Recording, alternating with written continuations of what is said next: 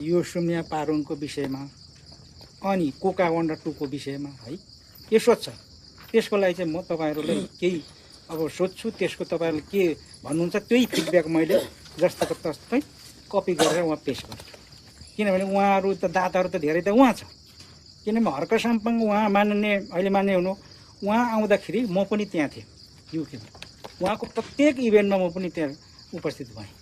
युकेबाट सबैभन्दा धेरै उठेको शून्य पारुङको लागि 5.5 करोड है, र त्यो 5 करोडमा बोल कबल गरेको थियो है। त्यसमा अहिले कति आइसक्यो, यहाँ कति आउनु बाँकी छ? बाँकी छ भने किन ढिलो?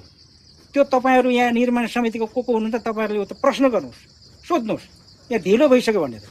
उहाँ किराँत र यहाँको अध्यक्षहरूसँग सम्पर्क गर्नुहोस्, छिटो त्यहाँबाट आउँछ। मैले तपाईँहरूलाई सल्लाह दिएको है। यो अब कति भइसक्यो होइन। अनि यो जग्गा किन अहिलेसम्म के भएको छ, किन कसो होइन, त्यो विषयमा यहाँ निर्माण समिति तपाईँ हामी सबै लागि पर्नुपर्छ है। कहाँसम्म अहिले पुग्यो, के हुँदैछ